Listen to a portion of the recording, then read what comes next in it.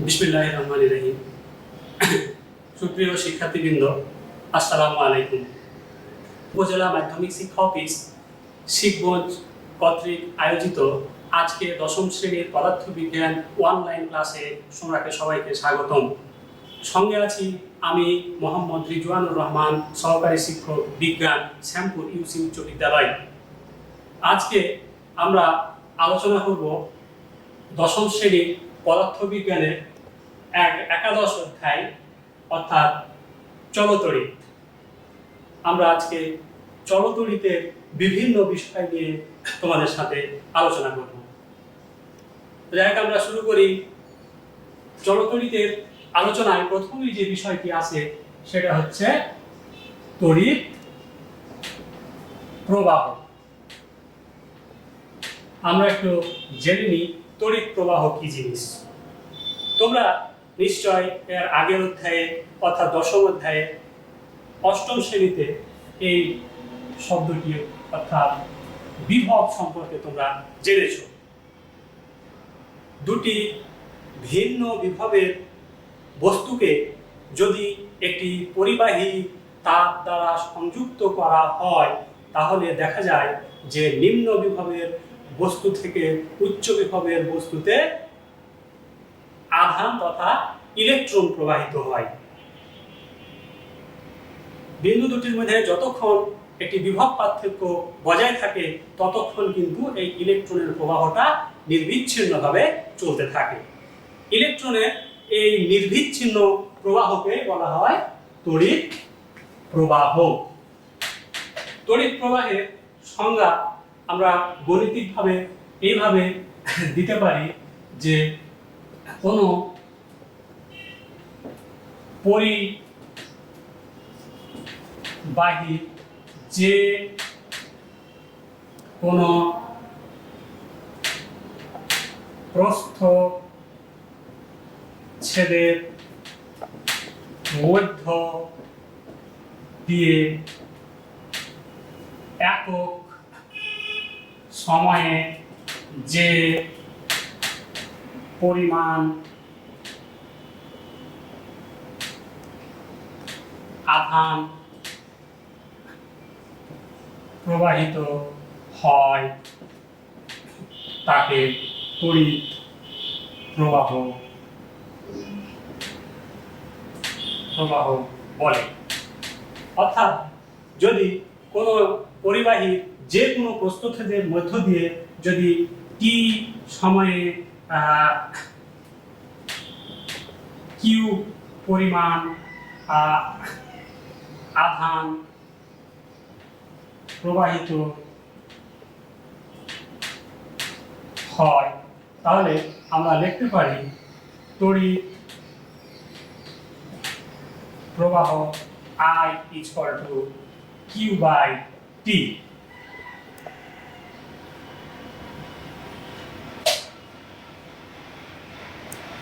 তড়িৎ প্রবাহের সংজ্ঞাটা তোমরা ভালোভাবে আমরা লিখে নাও। কোনো পরিবাহী যে কোনো প্রস্থচ্ছেদের মধ্য দিয়ে একক সময়ে যে পরিমাণ আধান প্রবাহিত হয় তাকে তড়িৎ প্রবাহ বলে। গাণিতিকভাবে যদি টি সময়ে কিউ পরিমাণ আধান প্রবাহিত হয় তাহলে আমরা দেখতে পাচ্ছি যে একক সময়ে কিউ বাই টি পরিমাণ আধান প্রবাহিত হবে। অর্থাৎ এক্ষেত্রে তড়িৎ প্রবাহ I সমান কিউ বাই টি। তড়িৎ প্রবাহকে আমরা I দ্বারা প্রকাশ করি। এবার আমরা জেনে নিব তড়িৎ প্রবাহের একক সম্পর্কে। তড়িৎ প্রবাহের একক হলো অ্যাম্পিয়ার, যেটাকে আমরা এ দ্বারা প্রকাশ করি। তড়িৎ প্রবাহের একক হচ্ছে অ্যাম্পিয়ার। এটা কিন্তু তোমরা ভালোভাবে মনে রাখবে, কারণ আমরা জানি পদার্থবিজ্ঞানে একক কিন্তু অত্যন্ত গুরুত্বপূর্ণ জিনিস। এটা কিন্তু খুব ভালোভাবে মনে রাখতে হবে।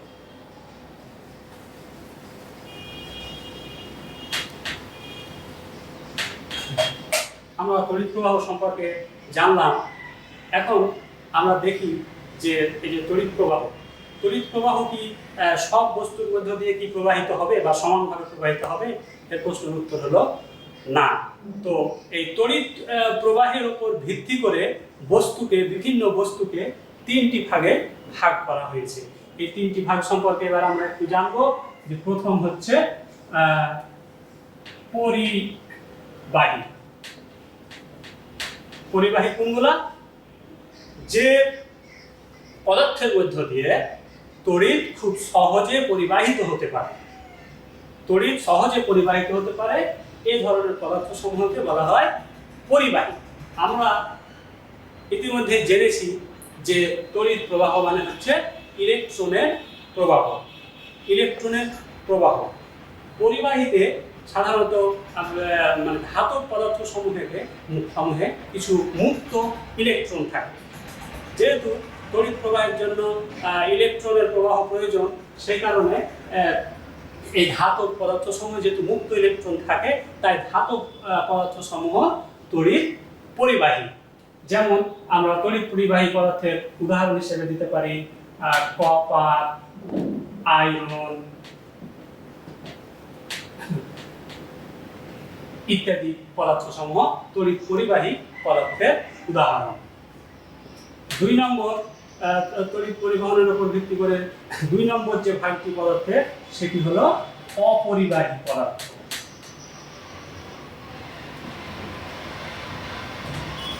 অপরিবাহী পদার্থ কোনগুলা? যেসব পদার্থ সমূহ তড়িৎ পরিবহন করতে পারে না। তড়িৎ পরিবহনের জন্য যে মুক্ত ইলেকট্রন দরকার, সেই মুক্ত ইলেকট্রন না থাকার কারণে অপরিবাহী পদার্থ সমূহ তড়িৎ পরিবহন করতে পারে না। অপরিবাহী পদার্থের উদাহরণ কোনগুলো? যেমন প্লাস্টিক, রাবার ইত্যাদি অপরিবাহী পদার্থের উদাহরণ, কারণ এগুলো হচ্ছে তড়িৎ পরিবহন করতে পারে না। এবার আমরা দেখি 3 নম্বর যে ভাগটি, সেটি হলো অর্ধপরিবাহী।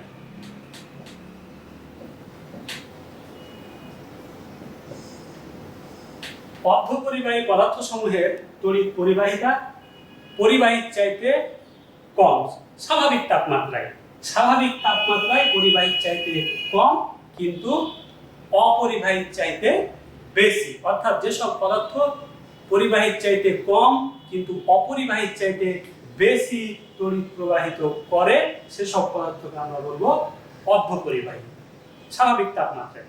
কিন্তু অর্ধপরিবাহী পদার্থের মধ্যে যদি কিছু অপদ্রব্য মিশানো হয়, তাহলে কিন্তু অর্ধপরিবাহী পদার্থ সমূহ ভালো পরিবাহী হিসাবে কাজ করে। অর্ধপরিবাহী পদার্থের উদাহরণ হলো সিলিকন, জার্মেনিয়াম ইত্যাদি পদার্থ সমূহ অর্ধপরিবাহী পদার্থ। আমরা জানলাম তড়িৎ প্রবাহের পরিমাণের উপর ভিত্তি করে পদার্থের 3টি ভাগ সম্পর্কে আমরা জানলাম। এবার আমরা জানব যে তড়িৎ প্রবাহের দিক সম্পর্কে।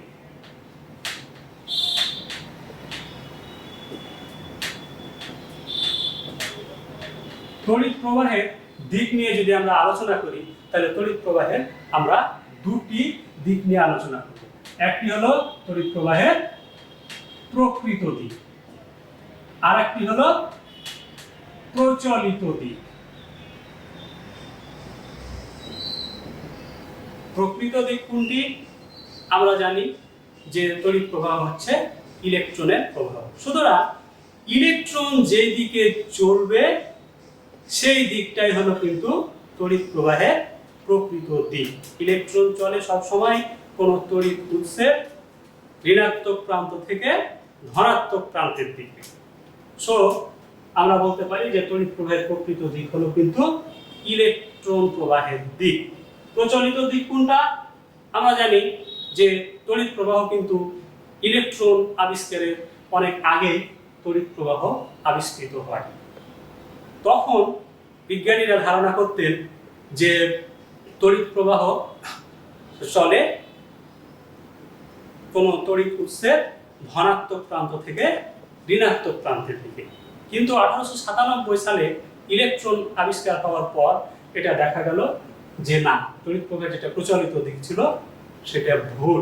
অর্থাৎ তড়িৎ প্রবাহের প্রকৃত দিক হচ্ছে ইলেকট্রন প্রবাহের দিক, অর্থাৎ ঋণাত্মক প্রান্ত থেকে ধনাত্মক প্রান্তের দিকে। কিন্তু আমরা বিভিন্ন ক্ষেত্রে যখন বর্তনী আঁকবো বা বিভিন্ন যখন সংকেত আঁকবো তখন কিন্তু আমরা তড়িৎ প্রবাহের এই প্রচলিত দিকটাকে কিন্তু আমরা অনুসরণ করব। অর্থাৎ আমরা সবসময় যে দিকটা অনুসরণ করবো সেটা হলো যে তড়িৎ উৎসের ধনাত্মক প্রান্ত থেকে ঋণাত্মক প্রান্তের দিকে।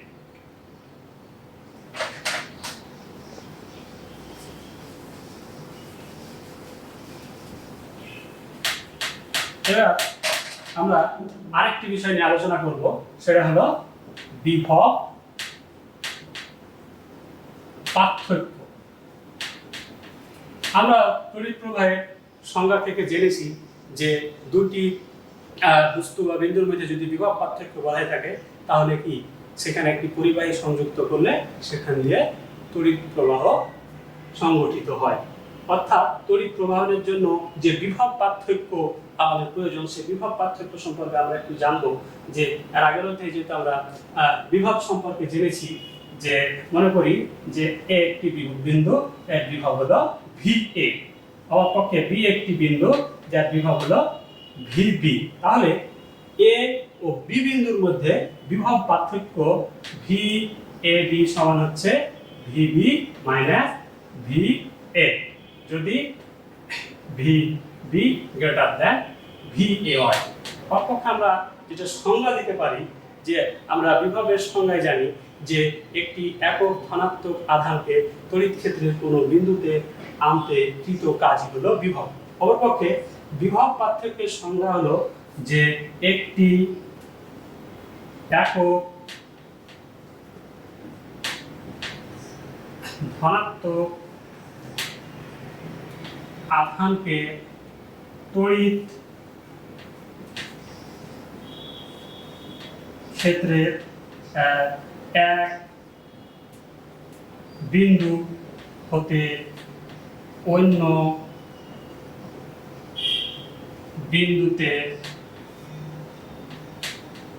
আনতে কৃত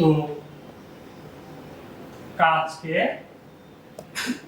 দুই বিন্দুর বিভব পার্থক্য বলে।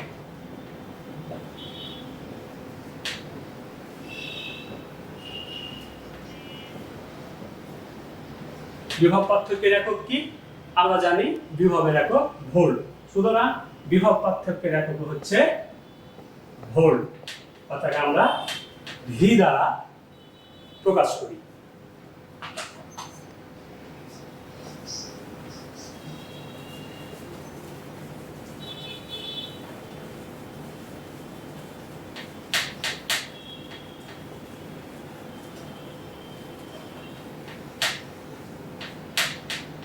এবার চলতড়িৎ সম্পর্কিত আরো একটি গুরুত্বপূর্ণ বিষয় আমরা জানব, সেটা হলো তড়িৎ চালক শক্তি।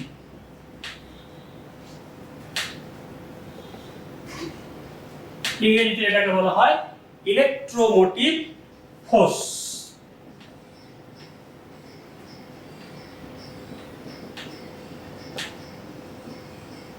এটাকে আমরা ইলেকট্রোমোটিভ ফোর্স অর্থাৎ অনেক সময় EMF দ্বারা প্রকাশ করি। এই তড়িৎ চালক শক্তিটা আসলে কি আমরা একটু দেখি। তড়িৎ চালক শক্তি হলো যে একটা পরিবাহের মধ্য দিয়ে তড়িৎ পরিবহনের জন্য যে শক্তি দরকার, অর্থাৎ একটা পরিবাহের মধ্য দিয়ে তড়িৎ পরিবহনের জন্য কি দরকার, যে দুই প্রান্তের একটা বিভব পার্থক্য বজায় রাখা। এই বিভব পার্থক্য বজায় রাখার যে শক্তি, সেটাই হচ্ছে তড়িৎ চালক শক্তি অর্থাৎ EMF। তড়িৎ চালক শক্তি কার আছে? যে কোনো তড়িৎ উৎস, অর্থাৎ যে সব যন্ত্র বিভিন্ন শক্তিকে কাজে লাগিয়ে তড়িৎ শক্তিতে রূপান্তরিত করে, সেসব যন্ত্রেরই তড়িৎ চালক শক্তি আছে। যেমন আমরা উদাহরণ হিসেবে বলতে পারি ব্যাটারি বা কোষ। ব্যাটারি বললে ভুল হবে, পরবর্তীতে আমি ব্যাটারি আর কোষের যে ডিফারেন্সটা তোমাদের বুঝিয়ে বলবো। যে কোষে কি হয়, সেখানে একটা রাসায়নিক শক্তি তড়িৎ শক্তিতে রূপান্তরিত হয়। সুতরাং এই কোষের একটা তড়িৎ চালক শক্তি আছে। আবার আমরা যে জেনারেটর ব্যবহার করি, এই জেনারেটরে কি হয়, যান্ত্রিক শক্তি তড়িৎ শক্তিতে রূপান্তরিত হয়। এই জেনারেটরের একটা তড়িৎ চালক শক্তি আছে। এভাবে যে কোনো তড়িৎ উৎস অর্থাৎ আমাদের তড়িৎ পরিবহনের কাজে ব্যবহৃত হয় তার কি থাকে, একটা তড়িৎ চালক শক্তি থাকে।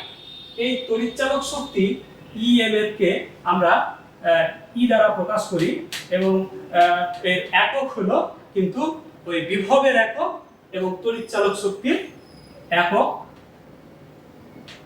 কিন্তু একই, অর্থাৎ ভোল্ট।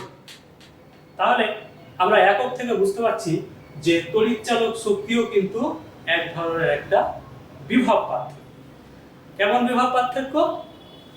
যে কোনো একটি কোষের সরাসরি যদি আমরা বিভব পার্থক্য আমরা মাপি, তারপর মনে করো যে একটি ব্যাটারি, এর সাথে যদি আমি একটা ভোল্ট মিটার সংযুক্ত করি, যে বিভব পার্থক্যটা পাবো মিটারে সেটা হচ্ছে ওই তড়িৎ চালক শক্তি। মুক্ত অবস্থায় একটি কোষের বা একটি তড়িৎ উৎসের দুই প্রান্তের বিভব শক্তি, বিভব পার্থক্যটাই হচ্ছে একটি কোষের বা একটি তড়িৎ উৎসের তড়িৎ চালক শক্তি। পরবর্তীতে আমরা ই এবং ভি এর যেটা পার্থক্য সেটা আমরা পরবর্তীতে আসবো। আর ভি হচ্ছে কোনটা?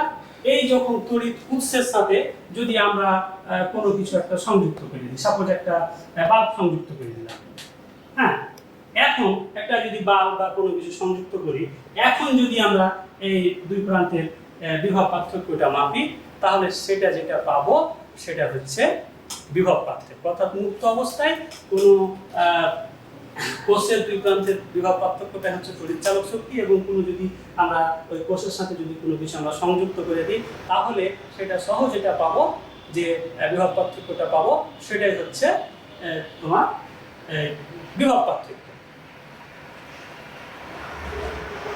আমরা পরবর্তীতে ই এবং ভি এর মধ্যে একটি সম্পর্ক নির্ণয় করব।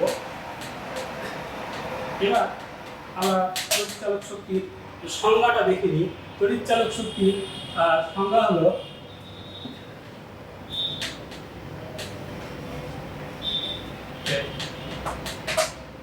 একটি একক ধনাত্মক আধানকে সম্পূর্ণ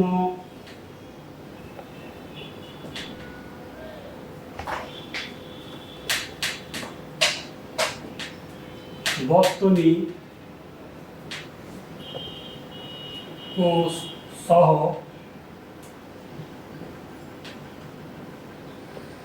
ঘুরিয়ে, একটি একক ধনাত্মক আধানকে সম্পূর্ণ বর্তনী কোষ সহ ঘুরিয়ে আবার ওই বিন্দুতে আনতে যে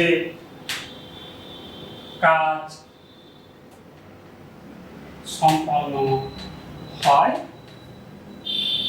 তাকে তড়িৎ চালক শক্তি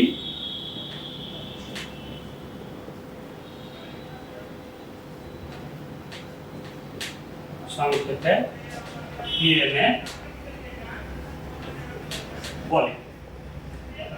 যদি কিউ আধানকে সম্পূর্ণ বর্তনী ঘুরিয়ে আবার ওই জায়গাটা আনতে যদি ডব্লু পরিমাণ কাজ সম্পন্ন হয়, তাহলে একক আধানকে সম্পূর্ণ বর্তনী ঘুরিয়ে আনতে যে কাজ সম্পন্ন হবে সেটা হবে ডব্লু ভাগ কিউ। অর্থাৎ আমরা লিখতে পারি ই সমান ডব্লু ভাগ কিউ। এই হলো তড়িৎ চালক শক্তি।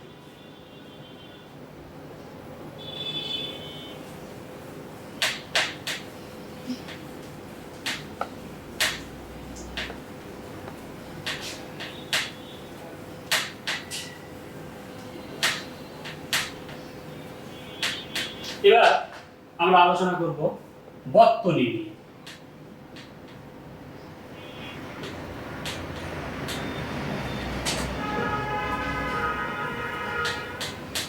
আমরা এখন পর্যন্ত যতটুকু আলোচনা করলাম চলতড়িৎ নিয়ে, সেখানে যে আমরা দেখলাম যে তড়িৎ প্রবাহ যদি চলতে হয় তাহলে কি লাগবে, তার একটা পথ লাগে।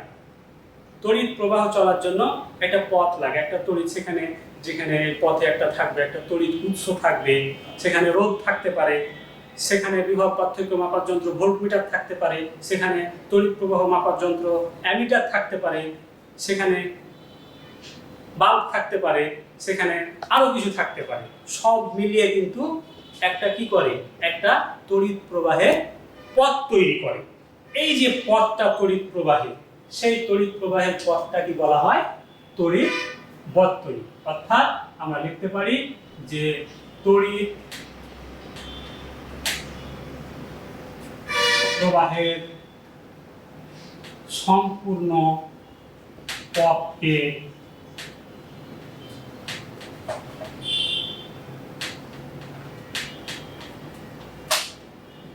তড়িৎ বর্তনী বলে। তড়িৎ বর্তনী সম্পর্কে আমাদের ধারণা মোটামুটি অষ্টম শ্রেণীতে আমরা কিছুটা অল্প পেয়ে আছি।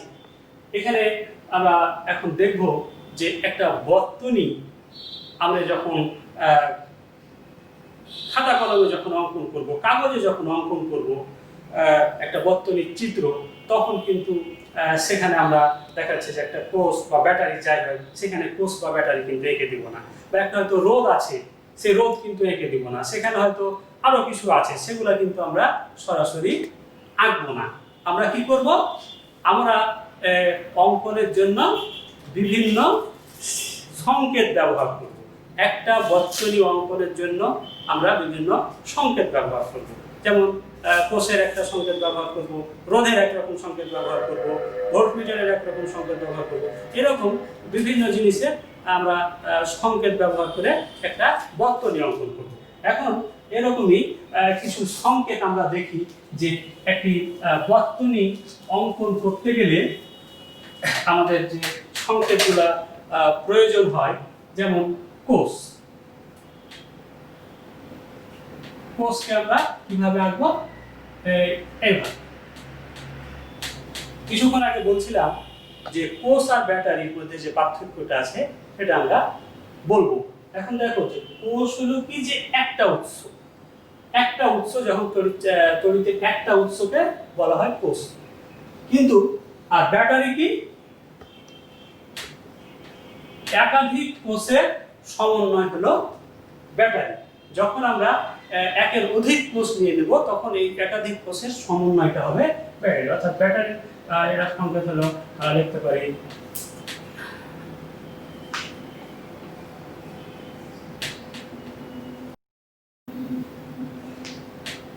এই হলো আমাদের ব্যাটারির সংকেত।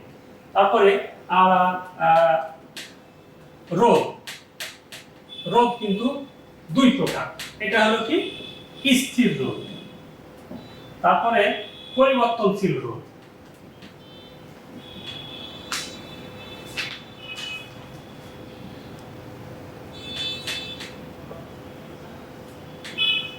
আরো কিছু সংকেত আছে, আমরা আগামী দিন আলোচনা করবো ইনশাআল্লাহ। তো আজকে যাই হোক, আজকে ক্লাসের সময় স্বল্পতার কারণে আজকে আর বেশি আলোচনা করতে পারছি না। আজকে আমি বাড়ির কাজগুলো তোমাদের দিয়ে দিই, বাড়ির কাজগুলো দিয়ে আমি আজকে আমার ক্লাস শেষ করছি। বাড়ির কাজ তোমরা লেখো।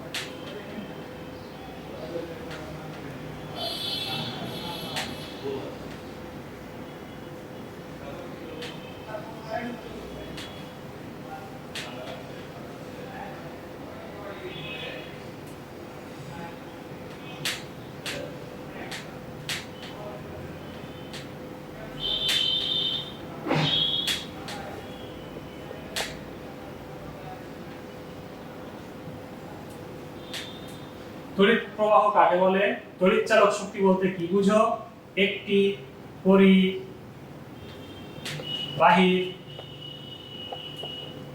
মধ্য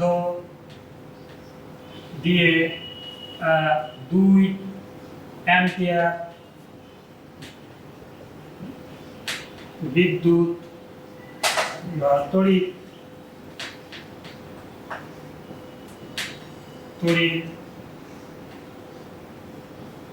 প্রবাহিত হলে